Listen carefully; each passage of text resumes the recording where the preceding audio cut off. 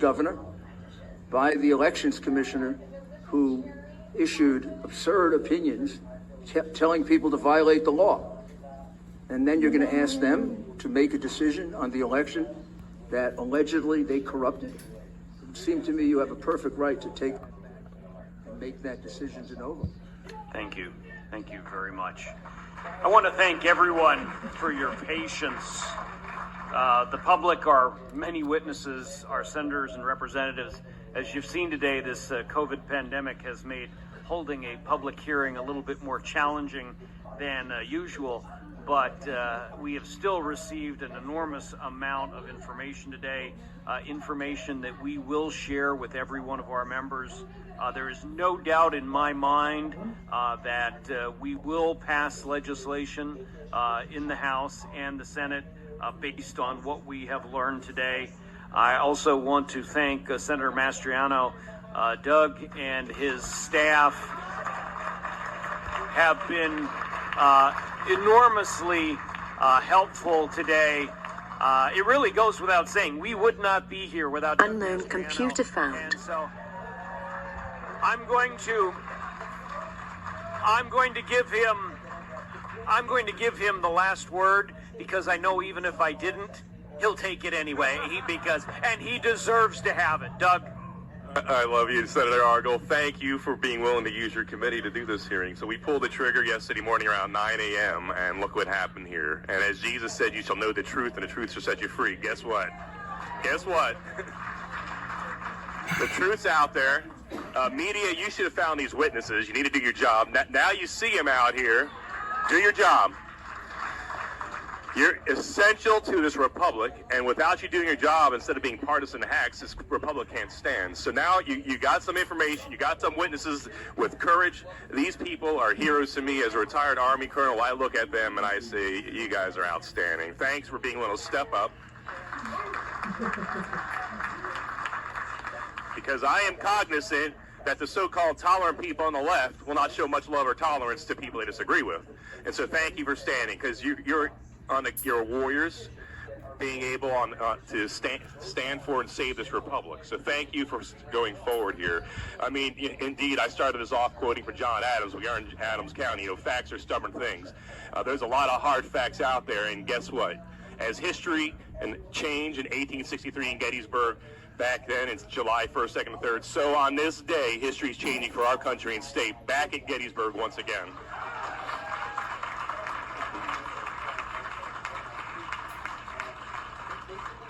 I mean, I don't even know how this happened in America. We can send 50 years ago, men to the moon, but we can't have a safe, secure election in Philadelphia and Pennsylvania. What's going on here? It's got to be by design, because we have the technology, we have stealth aircraft that are the envy of the world, but we can't run an election better than Afghanistan. Congressman Perry, you and I were in Afghanistan, and I don't know how in the heck Afghanistan has more secure, safe elections than Pennsylvania does. I mean, beam me up, Scotty. There's no sign of intelligent life anywhere. Really? We move heaven and earth with American dollars to secure elections in Iraq and Afghanistan and elsewhere. We can't do it in our own state.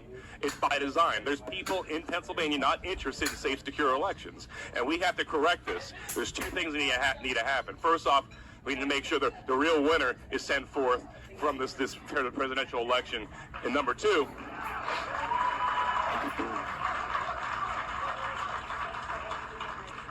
we need to fix this. It doesn't happen ever again. I can't believe we're having this conversation here in Pennsylvania.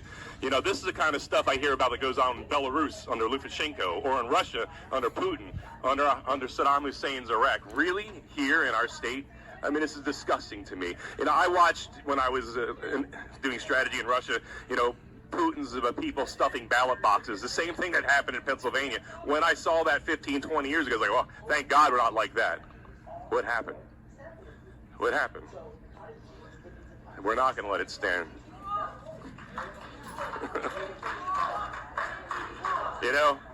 I saw, you have to forgive people because we are a constitutional republic, so I'll forgive those that say democracy. But I saw one man had a sign in Philadelphia, and the irony wasn't lost on me.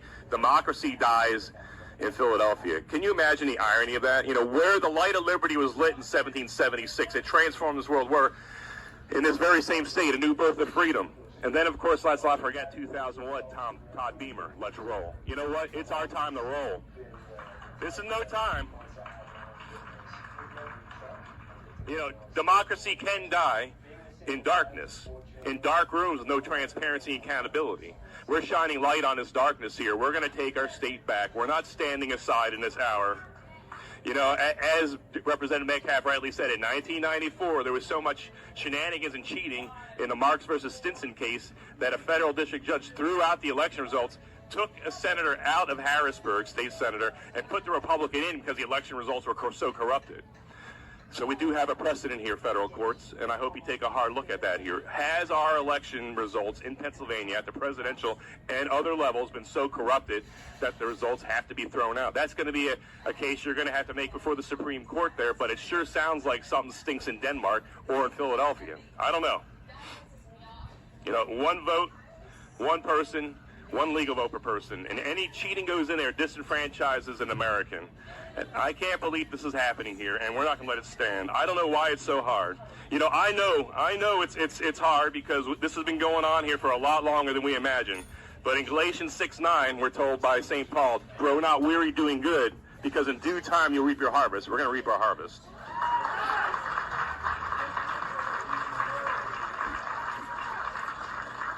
The time for dithering.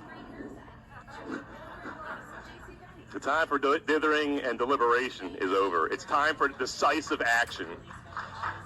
We have to protect our Commonwealth and our nation. The eyes of the world are upon us, and let's turn the Commonwealth of Pennsylvania from a laughing stock to the pride of the world once again, as we've always had been and need to be again.